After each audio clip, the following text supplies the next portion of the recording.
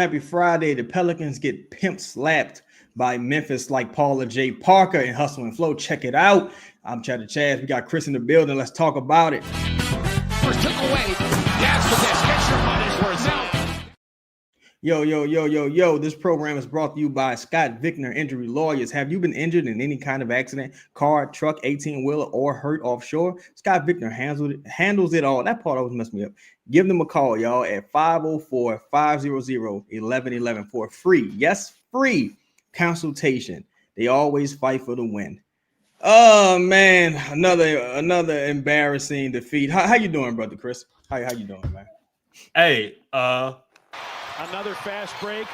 Murphy blew a tire. Oh God. we just gonna start the show all right. That's how I'm feeling, dog. I'm feeling like the Pelican season. What else you got? What else you got? There's more.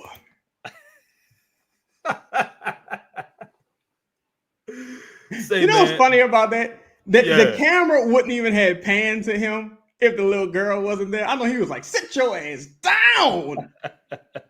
Why are you in the cheap seats, Bryson? What you about to say though, dog? This is embarrassing. Nah, it is. He looked like, you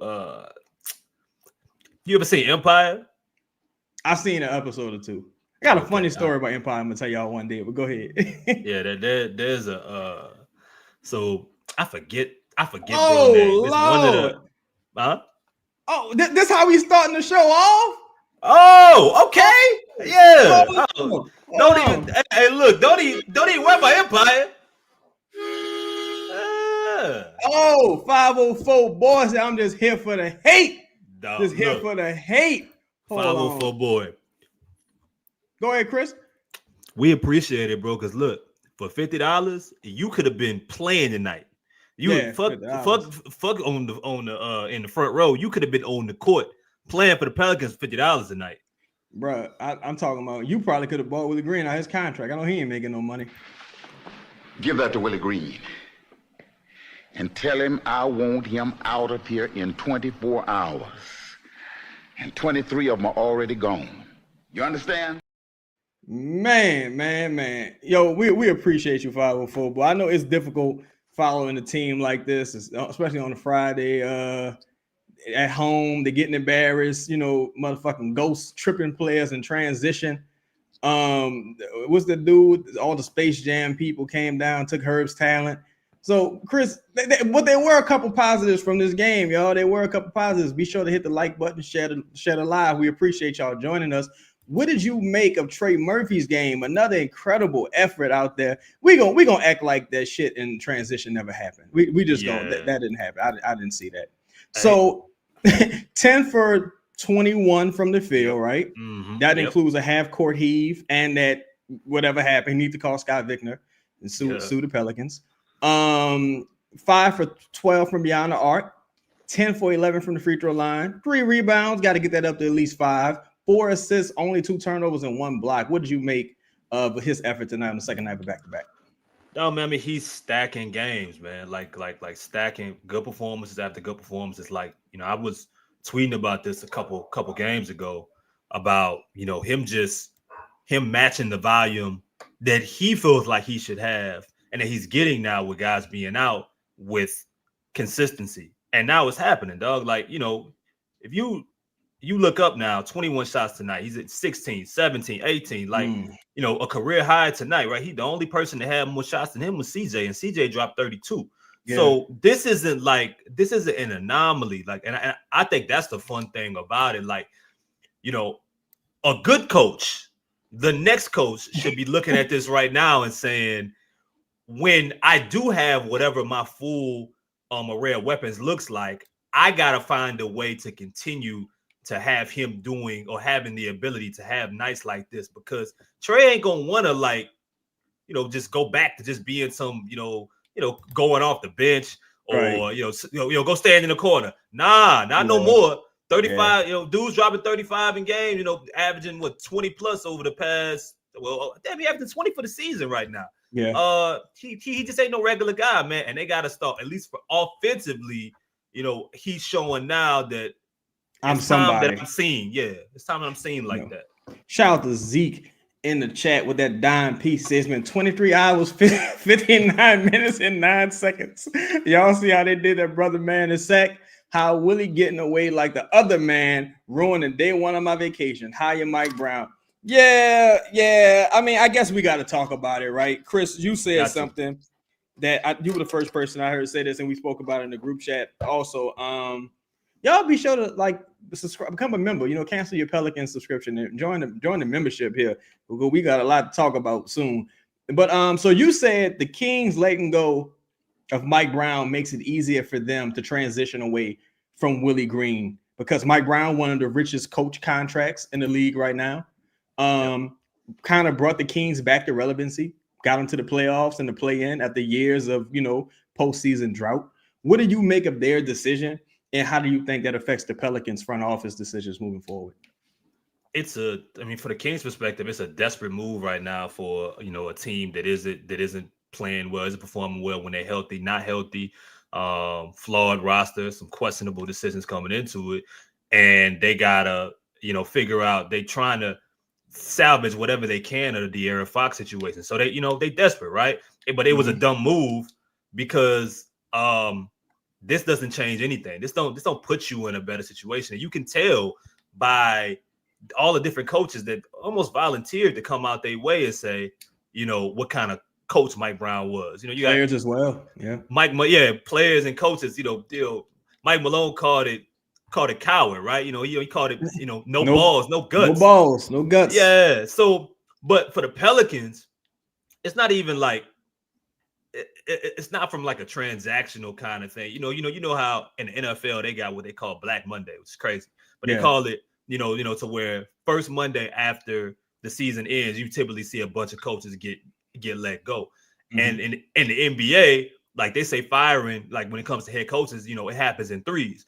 I don't see it from that perspective. I'm talking about from the organization. The Pelicans only make safe moves, safe PR moves. So if the Kings can come out and fire Mike Brown, who seems to be a beloved coach around the league, and everybody's scratching their head like, what the fuck is going on? You the Pelicans, and you 5 and whatever. It's the perfect time. Now you can do it, and no one will bat an eye versus it looking like, what are the Pelicans doing, or facing any kind of backlash. They're 5 and 27, with that being 9 games straight in a row.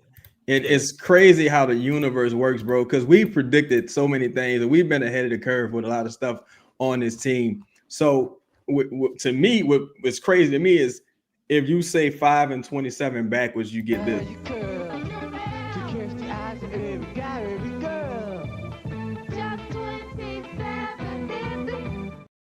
This team is awful. This team is awful. You should feel disrespected by this team. And to your point, and this is me saying this, I feel like, we know the Pelicans are very conscientious of bad press, Gail Benson specifically. But we also know that they're aware of what people are saying on Twitter. They're aware of what people say on this show. They're aware of what kind of shirts we make. What else you know? You in my fucking trash can too? The team's in the trash can. But so basically, they know all of these things, and they're refusing to act for whatever reason. And I don't know if it's a matter of you got to hit them in their pocketbooks, and because you saw a good crowd tonight, man. People, families still in town. You see people wanting to support this team, and tonight I think you got a decent product. Because Ja got hurt, of course, but you got a decent enough product. And you at least made the game interesting down the stretch. So it's just it's so disheartening when you see teams who look. We could go back to last season, Doc Rivers, Yep. And that team, pivot. Chaz, and that team was like games and games over 500. Like they were still considered a contender at that point. Like you wasn't firing them because they were, under 500. They didn't start last year like they did this year. You know what I'm saying? But that takes guts, right? Milwaukee, in a situation where they're going to do whatever it takes, popular, unpopular, when they comes to making the move. The Pelicans refuse to be first. They need to see someone else do it. Okay, it's safe now. I can do it. It's my turn. You know what I mean? I come Right. outside now, we good, Right. and then they'll Right. make a move when hopefully that no one's looking for it. Now, let me ask you this. Do you think maybe they're looking at it? Oh yeah, rest in peace of Greg Gumbel. Yeah. Legendary family of journalists and broadcasters, Brian and Greg. Do you think that the Pelicans might be looking at it like, well, hey, the Kings had different expectations as us. Like at this point, the Kings, they probably still going for it. Because I think this move kind of symbolizes the Kings. They're at least going to try to buy one more time before they just say, all right, Fox, you got to get out of here. Or, Justin. Wow. Okay, all right. First and foremost, where are you? I'm actually live on the pod right now. I'm in LA right now. I just want to shout y'all two out. The only motherfuckers that are live right now. We are absolutely trash. We stink. Blow it up. That's all I got for y'all. Salute to y'all. If I could give y'all a super chat, I would. I don't even know how to do that, but shout out to y'all too. So I'm out of here though. Oh, we can tell you. We can tell you. Hold on. We can tell you. Don't worry. Y'all message Justin how to go. How to give us a super chat. Yeah, I'm gonna give you. I got it. We're calling Venmo. I'm gonna Venmo y'all. That would be my super chat. Yeah, there we go. Yeah. I want to say salute to y'all. Go harder than dudes. I'll holler at y'all later. Use a jab, Justin. Use a jab. Use a jab. Oh shit! I don't even know how to. I got you. All right, later, fellas. Peace. Appreciate it, dog. You tell Justin was telling, get back on defense. No, so yeah, like I feel like they're gonna try to. It's crazy to me that you haven't seen them publicly still, aside from that speech at Herb's alma mater, and now this, which credit to myself for getting this footage. This is some behind the scenes shit. Look at him. Sad, you know what that was? I like Bryson worked his way up in the organization, but that's like an old school man pooch you face. Like when your mama say something and you can't really say nothing back and she'll slap the shit out you, and you just like, man, pooch you. Like what? What'd you say? Nothing. Dang. But yeah, like so you haven't seen these guys, but I feel like the spin for them. If Willie Green survives this weekend, it's gonna be pretty telling. Because like you just said, you got all eyes are on Sacramento right now. You just lost 9 straight again. Yep. So you got all the cover in the world to give Mr. Green the boot. But it's kind of like what we were talking about, but they never make these moves, Chaz, and that's the thing, right? Like even remember when in the offseason we were like, okay, when you trading for DeJounte Murray was the perfect time to trade BI if you were worried about negative press or you were worried about criticism. The perfect time, you know what I'm saying? Like trade one, then trade the other back to back, and the focus shifts a little bit versus what they did, waiting. Now it looks good. Right. Going forward. So and it's the same with Willie. I mean, I don't and what you said about expectations, I mean, what you think Sacramento's expectations were? I think the expectations was at least making the playoffs. Right. Maybe not even winning a round, but because I think like DeRozan has been such a disaster for them, and like they kind of hurt us starts off the season hurt, of course. Few more things. Their rookie still hasn't played. Their first round pick still has not played a single game. So I think they were like, look, we want to comfortably make the playoffs this year. This is the most talented roster Sacramento has had since the old days, since the Yakovich days. Ironically, this is the most talented roster the Pelicans have had since Boogie and AD. And that's hey, arguments can be made about that as to which team was better. But I feel like the Pelicans are if he's not let go, because we saw people changing their stories. People hit send and then they got them phone calls. You know what I'm saying? They got phone calls. Tweets. Let me tell you something. Let me tell you something about Booker Media. You call us, text us. We pulling up. That's all I'm gonna say. We pulling up. All right. With wine. Shout out to Theo's, man. Shout out to Theo's, man. Great wine, great pizza. Check them out. And this show is sponsored by 4D Energy. But let's get back to the game a little bit. CJ had another good trade me somewhere game. I'm going to get to his statistics for a while. I think he got about 5 points late in the game, kind of like, garbage points, but still quality, very quality game from CJ. 12 of 22, 3 for 8 from beyond the arc, 5 for 5 from the free throw line, 5 rebounds, 4 assists, only 1 turnover, and he got a block and a steal. So shout out to CJ, man. What do you think about CJ's trade me stock at this point? Do you think teams are starting to take notice? I think certain teams have to, like if you are, even if you're Phoenix, for example, I'm not saying that they would end up, that they would end up doing it. You know what I mean? It would be a very weird trade, but any team right now that needs to shake up what they currently have, Minnesota, Denver, whatever it is, in a, I think a lot about the Western Conference, for example, is completely open for the taking, right? You got Houston right now, definitely. Right, 21-9. Houston's 21-9. Like there's teams that haven't found their stretch, right? They haven't found their legs. Orlando's another team. Any team that thinks in the second half they can take another jump.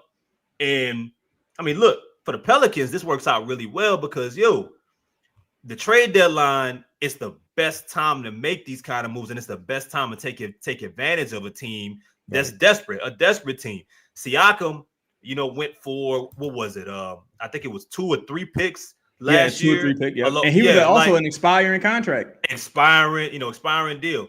CJ got another year left on his deal. So, you might be able to catch a team slipping and get way more than you ever thought that you would get for CJ, or a dude of CJ's ability, who most people think on a winning team translates to a 6-man. So if that's the case and you can turn that into positive assets, great. Like awesome. Because I know a player right now that you can't turn in for positive assets. Or I mean, or whatever you tried to turn him into hasn't ended up working yet. So, I think I like that CJ's continue to play well. I like that he's going out there competing. And, look, I mean, professional. He could be sitting games. Right. He could be resting. He could be waiting out. No, I mean, all the drama and everything that's going on around the league with other players and all the the bullshit that go inside the airline, right. And through New Orleans, it never seems to find CJ. Yeah, CJ could be out there snorting that dope, drinking that wine, wasting his time, giving up hope. School's a joke, but he's out there, putting the pedal to the metal, producing out there.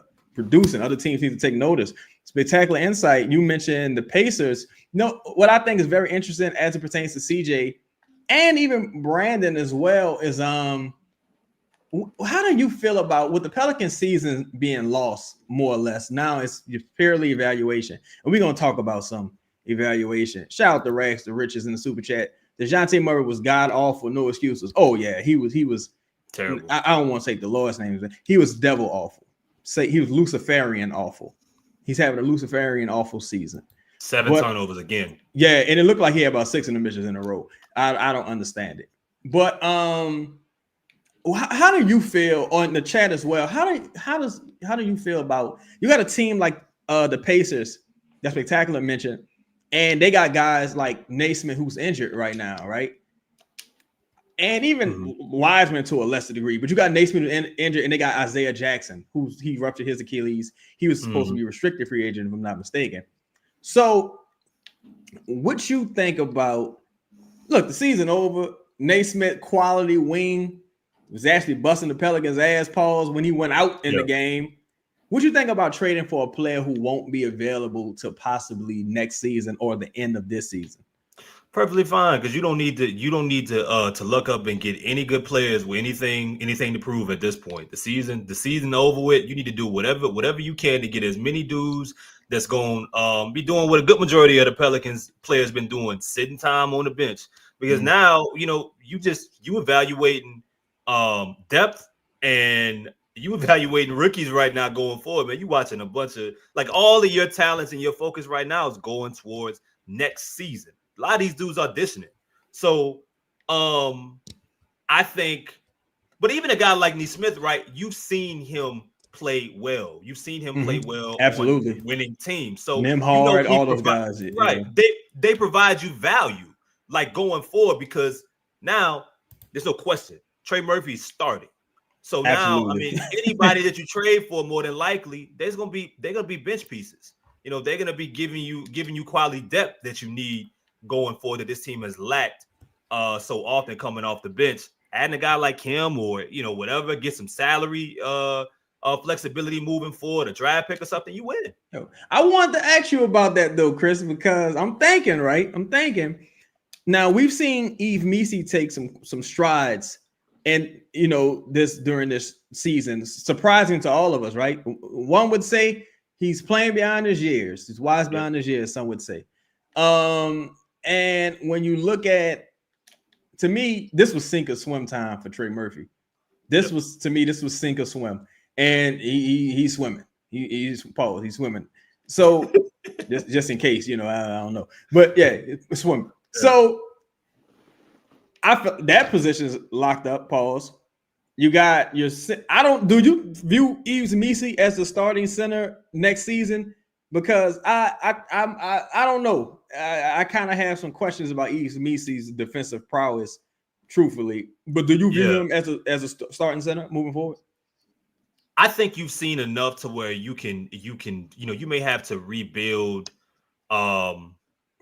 Well, I mean, again, like I haven't seen him play a game this year. Well, I was gonna say with Zion, but I mean only a couple of games. Like, what does this version, this offensively, I guess, focus Missi look next to Zion? That's gonna be important. So I think that even if it's for a trial period, you have to see it, and he is gonna be the starter. I think he's shown enough good things about his game to where it can work. We knew he was going to have a learning curve at some point. He would have to hit a rookie wall. And look, I mean, processing, adjusting on the fly, bad habits when trying to contest, getting caught out of position, those things are normal. Mm-hmm. But if you swap out CJ McCollum and you add CJ McCollum, you swap out CJ, you add Trey Murphy, and you have a starting lineup with Herb Jones and DeJounte, hopefully Zion, that gives you wingspan. That gives him a little bit more help. That gives you less options for guys for offenses to want to take advantage of catching him in space. When he's in no man's land, that's the problem. When he can seek and go, great. You know what I'm saying? So I think the guys around him as well, and how they kind of rework the rest of the roster, is gonna matter before we really throw that away. Right. He's shown enough to wait. I mean, bro, if he's gonna be a rookie of the year, or he's gonna be in the running, top 3, you gotta give him an opportunity to be a starter going forward. Shout out to Chevette Williams. Said this definitely can't be audition for next year because nobody besides Trey Murphy making the cut. Then we got Exco in here. Let me know if I said that right. X Missi, not much of a rim protector yet, but I think that's more he doesn't understand defense just yet. And our wings constantly put him on the island anyway. Then you got Michael Brown, also a member. He said Missi is not untouchables. I don't know what the F these stands are talking about. You got to ignore the stands, man. They're real lusty. But the thing that gives me pause about Missi is me seeing him with DeJounte and Herb, right? I think Herb's been really awful since he's been back. I really do. Oh, my bad, X. My bad, X. Not you capital X. that's the other X. My bad, X. But so when I look tonight, Jared Jackson Jr. kind of just walked them down. It was just if you listen to the Pelicans commentary, it was crazy to me. I was like, well, god damn. But that's how we expected him to start the season. Though. Yeah, you know what I'm saying? And he's been a very pleasant surprise, and he seems like he's getting smarter every game. Now, I gotta ask you this. If this is something you don't want to comment on, I understand. Well, I feel like with that starting lineup you just said, I feel like if you don't upgrade Herb to a star level player, I feel like you're looking at another play-in-esque team, because by that point you still counting on. All right, so let's say Trey took the step forward. You still counting on Zion's health, and even if he is healthy, it's like, all right, you still you look at the Houstons, you look at what Anthony Edwards just did, incredible game-winning shot. You look at the competition in the West. You need to consistently be getting better and acquiring talent. And when I see Herb like tonight, Herb scored his first bucket in the fourth quarter, right? And you know, yeah, he played limited minutes because he got in foul trouble early, but Herb tends to foul quite a bit. 2 for 6 from the field, 0 for 3 from behind the three-point arc, no free throws, 5 rebounds, 3 assists, 3 steals, 2 blocks, which is impressive, only 2 turnovers. But I feel like I don't know if that's why some of us were saying, like, hey, man, it don't make no sense not starting Trey, because you're asking Herb to carry on a bit of a burden that he may not necessarily be qualified to do, at least not under this coaching staff. So I'm kind of, I don't think under any circumstance you can start Herb next year, like going into the season. So look, I mean, if this is assuming that Brandon Ingram's off the team. Yeah.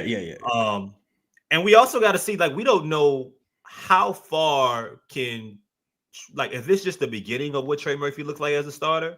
What is it? What is it? Is there more to see? Yeah, like, is there more to see there? But I think, to your point, it's one thing or the other. Either A, DeJounte has to round back into form, which I think he will. We got to be talking more Atlanta DeJounte, or yes, you would have to upgrade one position, and maybe that's Missi, down, I mean, who knows? Or who knows it's her available, right? Or it's her, because they still in a situation where they have assets to move to go and get something or someone. Who or what is that, though? Because without being able to rely on Zion, can you go and even trade for a star?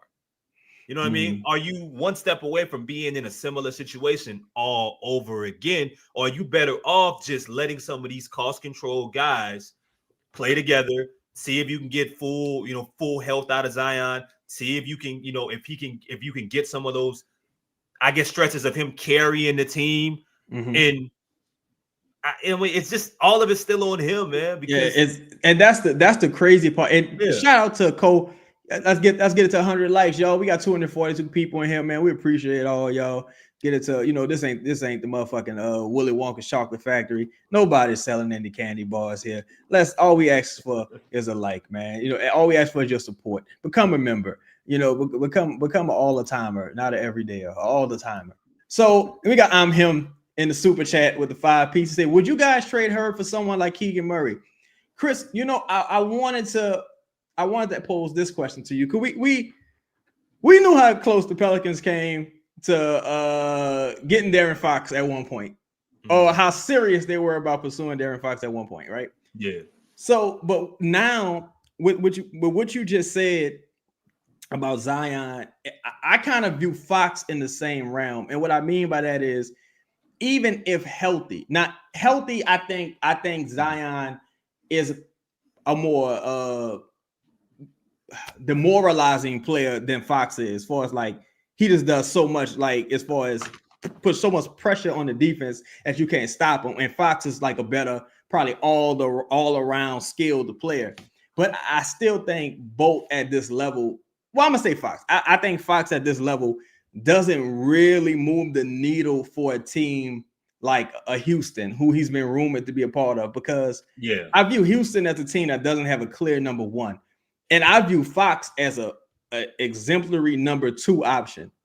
You know what I'm saying? So when you saying, like, it still goes back to Zion, I say I kind of agree, unless you could find that number 1 option. You feel me? Like, if I'm trying to, I'm just hypothetical. Let's just say Giannis, right? Totally hypothetical. Let's say if you draft Giannis, it's like, all right, now Zion, you're number 2. So what you do is a little more like, ideally you're the best version of yourself and you're excelling in this position, but you're number 2. I know I got a number 1 now. You know what I'm saying? And I'm a lot more comfortable with the moves I make. Like, when I look at what's going on with the Kings, if you Houston, or even the Pelicans, if you trade for Fox, you can't trade for a player like that expecting him to be a number one, because he's a number one where he's at right now, and you see what's happening, and that's a talented team. So let me ask you this, Chaz, because what if we're looking at this all wrong, right? I mean, we're talking about them upgrading in the trade market, which typically, when we're talking about stars, they don't have a a grand history of doing. Right. What if you get your number one or your future number one in the draft, and that dude or let me ask you, is that guy in the draft, if you're talking about you're getting a top 3 overall draft pick, to where he can persevere even through the bullshit, the shadow of Zion and all the other shit that's in front of him in New Orleans, if it's Willie Green, David Griffin, whoever? I think you're seeing it with a guy like Maxey right now. And now his trajectory hasn't been smooth because he rarely plays with the team he's supposed to play with, because they always fucking hurt. But I looked at him against Boston. I looked at how he's been the guy calling people out, holding them accountable this season. And Embiid, as great as he is, he's starting to decline. As far as his defense isn't a thing anymore. Like Embiid used to be like a really solid defensive player. That isn't a thing anymore. So, and Paul George is he's transitioning into his media career a little bit. So I think Maxey, without them saying it, what you see with the product on the floor is showing that he's the number one guy. Now, how much time would that take if you draft someone? That's kind of interesting, because you got some guys that's man, they just from jump ball, they ready. That's what I'm saying. They ready.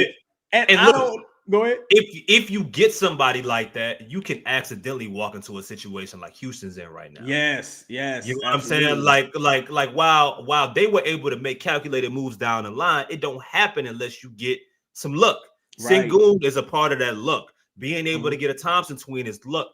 Having Jalen Green be a part of even a winning situation, even if I don't think he's the finishing piece necessarily, that's a part of Cam luck. Whitmore fell to you. Yeah. You got Reed Shepherd, who I forgot Reed Shepherd even played for them. Right. Yeah. It's what the fuck? It's crazy. And that's a part of the process. In their mind, they think the Thompson twin is their future number one. You listen to all the Houston people, they oh nah, it's gonna be this dude. It's crazy. He's a dog.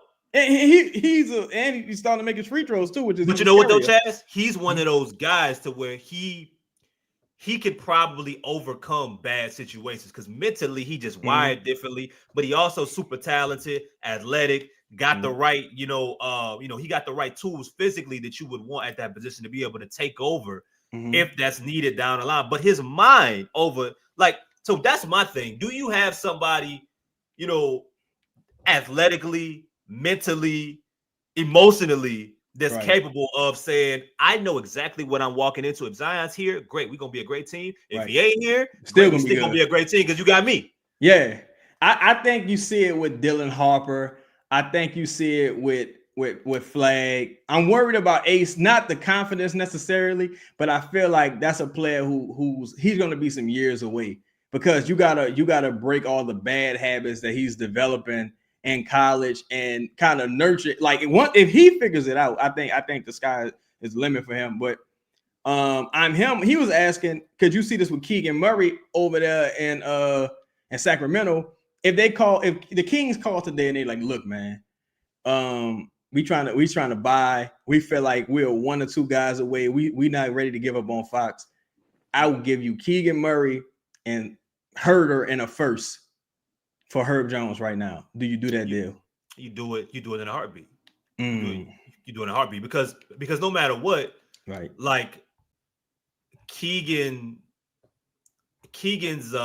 overall talent, it's just better and it's more suitable for where this game is right now. As good as Herb is, and not to say Herb, that might be one of those situations that's perfect for both teams. It might be a win-win, but this is the conversation we were having about Michael Porter Jr.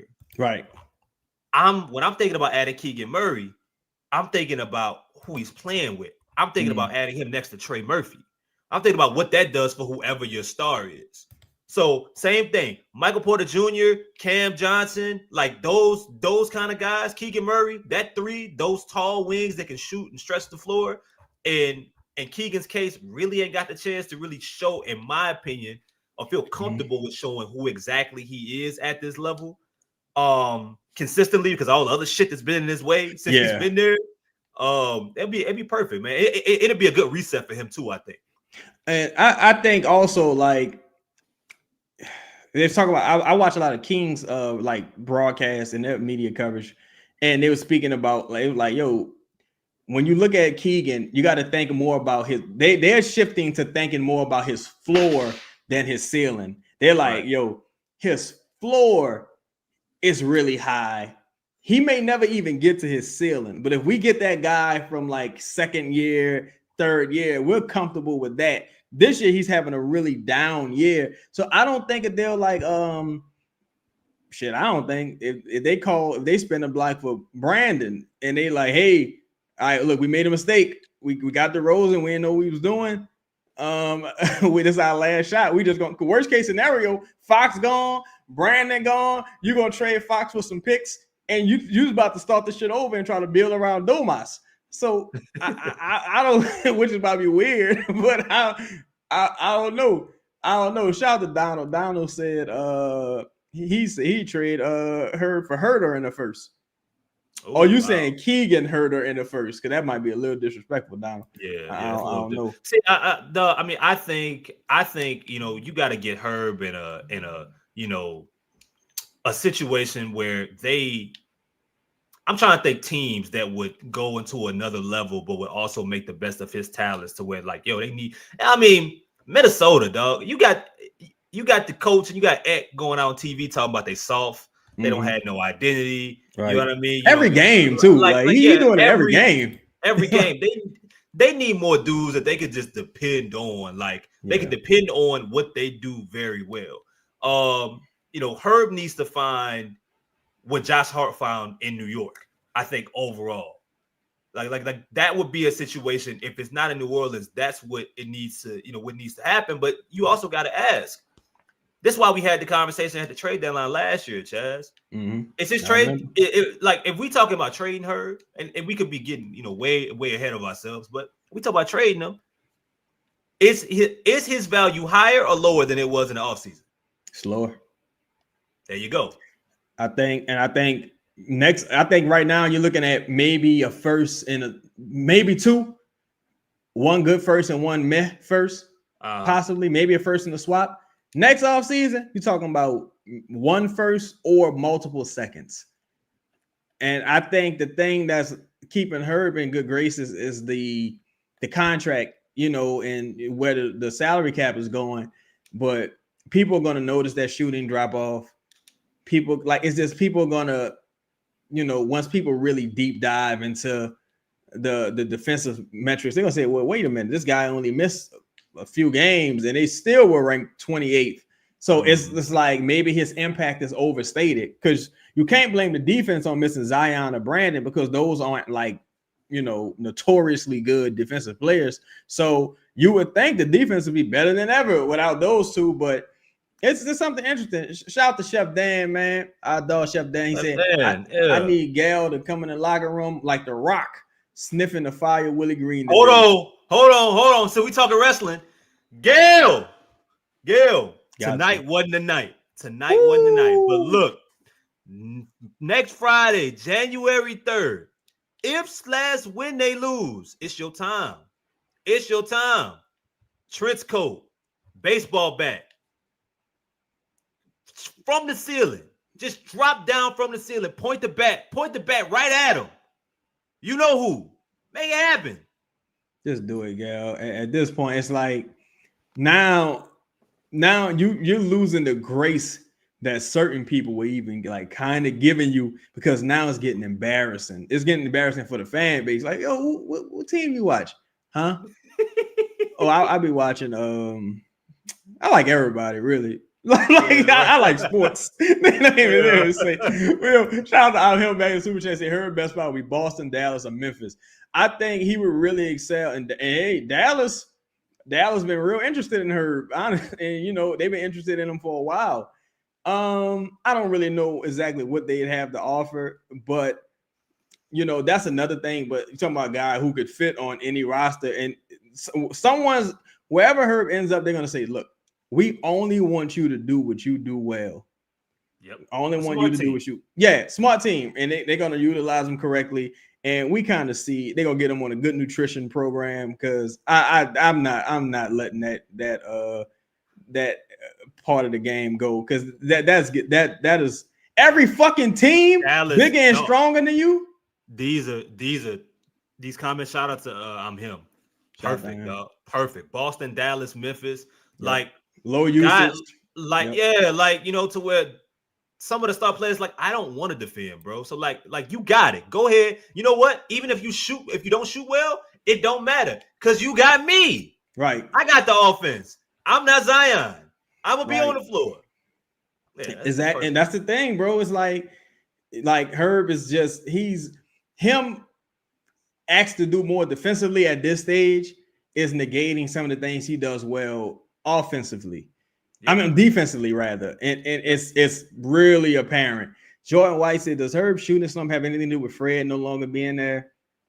Nah, they got Jody Meeks in the building. You got Coach McGuire in the building. Hopefully, they're able to keep him because you know coaches be leaving like specialists and things of that nature. Yeah, and it's like I don't know, man. I think because Amen he just came back. Is that Asar or Amen? Asar for Detroit.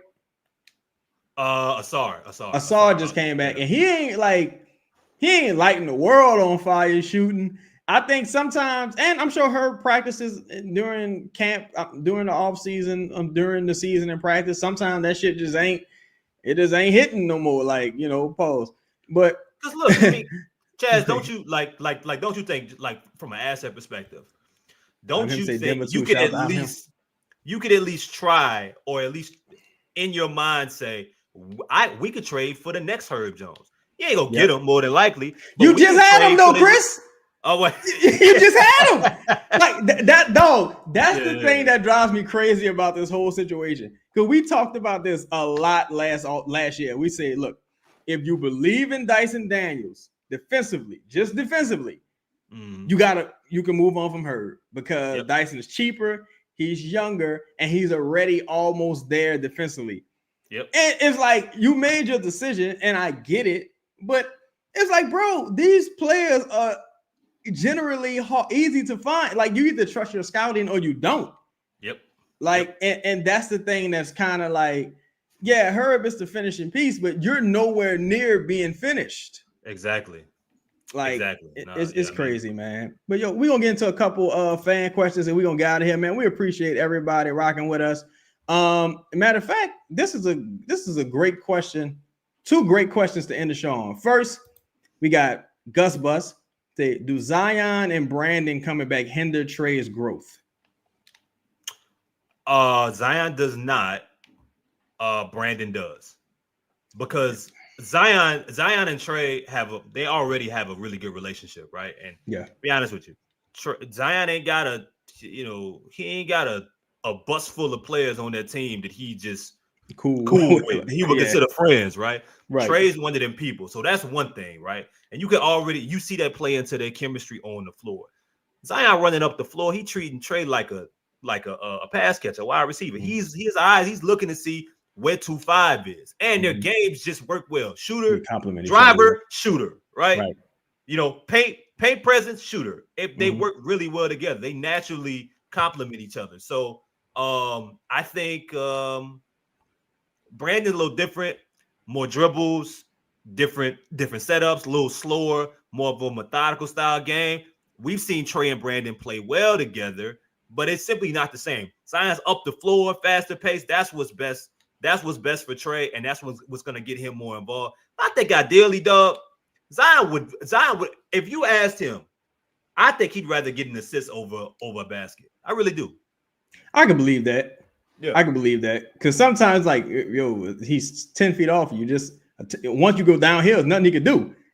And he do like a little simple handoff on the curls of Trey or Jordan and easy bucket. And he's just ecstatic about that. All right, we got Dr. 318. Shout out to you. He said, how y'all imagine the players feel during losing stretches like this? Is the idea of tanking as easy for them as it is for us? I'm going to say players don't tank, Dr. 318. You can just put them in situations that's more disadvantageous. Like your ankle hurts, right? Yeah, you should say that. It's not worth the risk, man. Or ain't your head hurting? You got a headache? We want you to stay home. You might be sick. We don't want to get everybody here sick, or like, sometimes you talk to the agents, there's a lot of things that go on, especially with the Pelicans. The Pelicans are like Vegas in the 30s. Like the Pelicans, like some old El Capone type shit. It's a dirty game. What you think, Chris?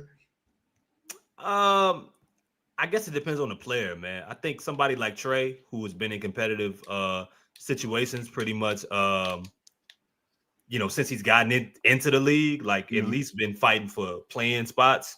It's probably a little tough for him, but he's also having his best statistical year. Right. Just got paid, so it could also be a bright spot for him. Guy like Herb, who's gonna average 11, whether you winning or losing, probably terrible for him. Probably it's god awful. But some of the other dudes, bro, as long as that check clear, or they don't care. As long as that check clear, they already thinking about All-Star break, summer vacation, they family straight, they good. Yeah, some people like Daniel Tice couldn't give a motherfucker. He happy to be in the league. He don't care. Right. He don't give a fuck. Like, shout out dog Zeke, man. He say it's Gail. Yeah, man. Ownership. Look, not to give Gail any type of bail at all, but it's like if you pay a motherfucker to fix your roof, you just anticipate he knows what he's doing. right. You don't think, damn, I gotta go up on the roof and watch this motherfucker and step behind. I think Gail's an old lady that got conned by one of them people. Say, hey, your account has been hacked. Call us and go to the CVS to get some money cards and send it. Like Gail got scammed. It's fucked up. Chad, you ever get one of the messages and be like, hey, because it typically come in DM form. Hey, it's me, Michael Jackson. Oh yeah. No, there was a lady. I swear to God, there was a lady yesterday. I was watching on the news. The lady gave over $60,000 to a fake Keanu Reeves. Jesus. Right? And this is the wild part. The first 500, she just like, hey, I think I've been scammed. Right? So the real Keanu Reeves contacted her. He said, oh, look, I know what happened. I heard about you and the fake Keanu Reeves. I'm sorry about that. I need some money now. And she gave it to him. This woman's crazy. No, it's these people. I'm him, man. Super Chat said Denver too. Hey man, Denver will make a lot of sense for her because they looking for a defensive presence, but they go cold offensively too much. I think if you offer them Herb and Hawkins, you probably can get. I don't know what they got to offer, but you probably get several picks from them. I'm not sure exactly what they have to offer right now though. We got Trey Alexander. Oh, go ahead. No, I mean, and something else, man. I mean, I do think that there's also the element to you put Herb. Anytime Herb's in a winning situation, he's automatically going to be better. But if you put him in front of a good coach and you lessen his responsibility, right? Who know? You might be bound to see an even better version of Herb Jones that we haven't seen yet in New Orleans, consistently. I would say, or the one that we're looking at right now. Yeah, and I know people are going to interpret this incorrectly. It's like, no, we're saying you're no longer on the Herb Jones timeline. You're no longer on that timeline because you're way further behind than you probably anticipated at this point. Even with, I think Zion makes the team better, but he don't keep DeJounte Murray from turning the ball over the way he is. He's not making Herb hit these threes. He's not he's not making Willie Green a good coach. He's just covering up a lot of the things we see with this team that has, been neglected for so long.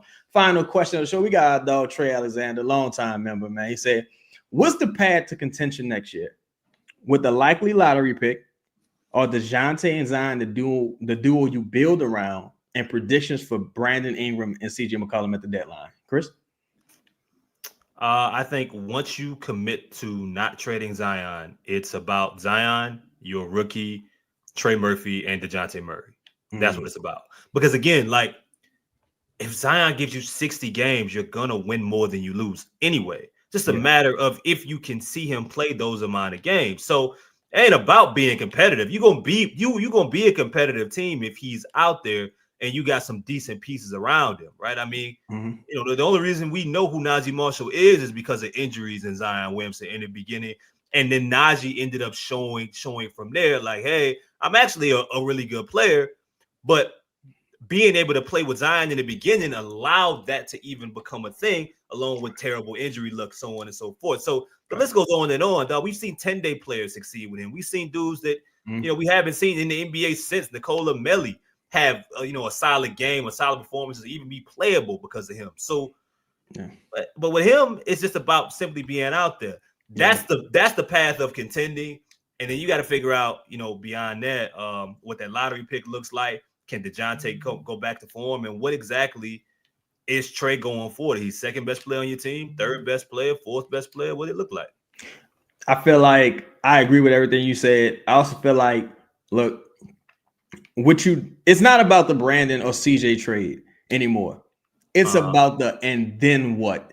Like, even with the DeJounte trade, like, oh, that's a nice first domino, but what's next? And you never figured out what was next. Now, if you happen to pull off something for Brandon or CJ, even if it's just salary, you have to take those assets and you have to turn them into a real player. You have to turn, not to say that anyone here now isn't a real player. You have to turn them into a game changer, right? You have to turn, I feel like you have to turn that person into a person that has the opportunity to be unquestionably at least the third best option. Like the third best player. Like I feel like you got to make a person like Zion uncomfortable. I think you get a rookie, the rookie joins the organization, he talking shit. He, you know, this draft class is serious. So if these, you know, these are confident dudes. So I feel like you gotta get somebody who's at minimum unquestionably the third best player on a good team. Not just any third best player. It gotta be at least I mean, I'm trying to think of somebody. Like, it got to be at least Michael level type guy. And that's why the goal can't, like, they have to, and it's fucked up, but they have to almost make it a goal or a fucking wish to have a top 5 draft pick or top 3 draft pick. You can't afford to be number 10, 11, 12, 13. They desperately with not being able to rely on Zion, moving on from Brandon Ingram, salary cap implications. You need one of those guys you're talking about from this draft class, particularly in the top 3. You need one of those guys. Top 5, a little bit more, you know, I mean, cool. Like, that's great. But you need one of those kind of injury resets that doesn't reflect the talent on your team. They need one of those. Yeah. Even if you got to take a risk on a distressed asset, you need to acquire talent and contracts so you can set yourself up for your next move that really long. It don't take a long to become a real deal contender. Like, all it takes is talent just joining out of nowhere. It happens a lot. So you just got to position yourself properly to take advantage of that when that opportunity arises. So appreciate all y'all joining us, man. When the next game, Chris? Monday. Clippers. Monday. No? Clippers. Yeah, Monday against the Clippers. That's when I think Zion coming back. We're gonna see. Hey, I think it's an L either way. But that's been today's show. We appreciate y'all. 9 in a row, man. Let's keep this streak going. Y'all, you dig? We out. Peace. All right, y'all.